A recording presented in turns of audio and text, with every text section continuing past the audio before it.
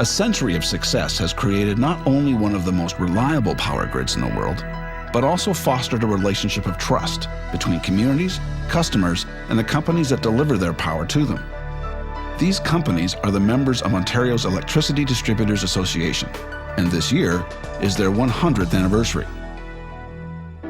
It was 1896 when a switch was thrown to first transmit electricity from Niagara Falls to the city of Buffalo, some 20 miles away. Few people witnessed this historic event, but across the Niagara River, a visionary group of men saw an opportunity to bring this power to the people of Ontario. These pioneers of electricity took the first steps towards the distribution of power in the province.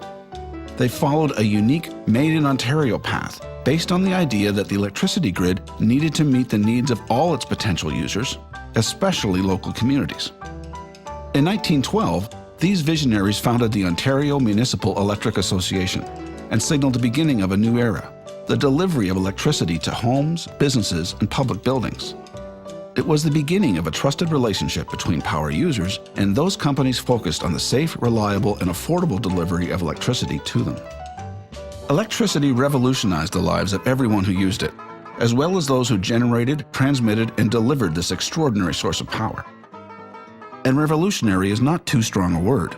Indeed, the roots of Ontario's economic and social achievements can be traced back to the creation of the power grid. When the power of Niagara Falls was first captured, the goal was to deliver electricity to heavy industries then reliant on energy from coal-fired steam. Residential use, even street lighting, was an afterthought.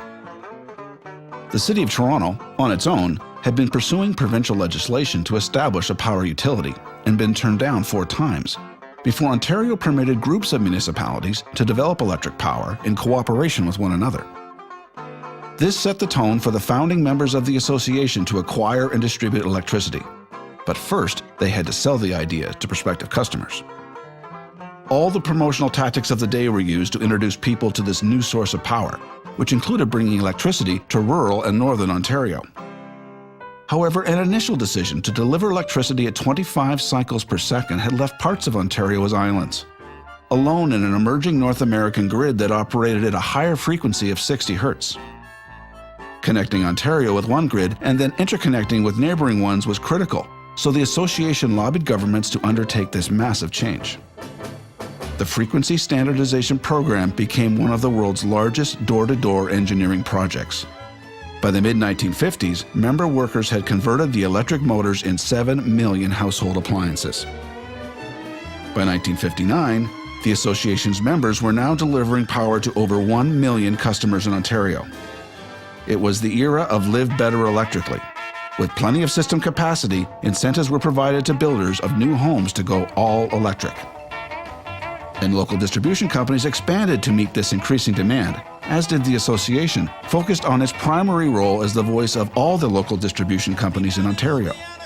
The association also established connections between commercial companies and local utilities to strengthen the supply chain.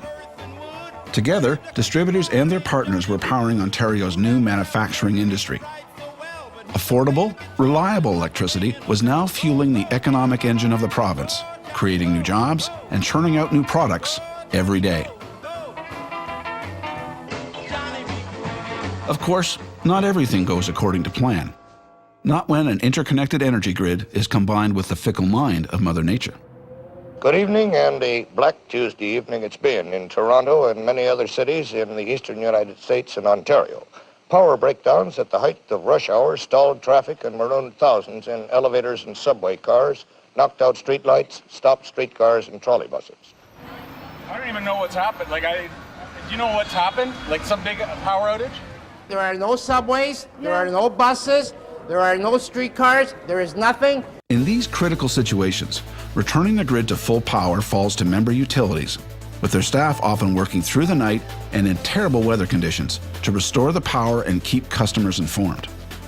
After the 2003 blackout, local distribution companies realized that the event could become a turning point for the introduction of conservation and energy-saving programs. EDA members led the charge across Ontario with significant incentives to reduce their customers' demand for electricity. 100 years ago, 14 member communities banded together to establish an organization that fostered Ontario's first interconnected electricity grid. Today, The EDA represents 78 member utility companies, many of which retain their municipal ownership, serving the economic, social, and cultural lives of a province that now includes 4.7 million homes, plus businesses, schools, hospitals, and public buildings. The EDA's vision, created in 2008, positioned the association and its members to lead the charge for change and to anticipate the needs of future power users. Many facets of that vision are now enshrined in Ontario's Green Energy Act. Sustainable, emissions-free electricity will be delivered to power the growing demand for personal electronic devices, large-scale data servers, and plug-in electric vehicles. How Ontario generates, transmits, and distributes electricity must continue to evolve. For the EDA and its members, this next century will require continued collaboration. Building on the tradition of speaking with one voice, the EDA will continue to speak for all its members. Tomorrow, as in the past, Ontario's electricity distributors will continue to be the power you trust.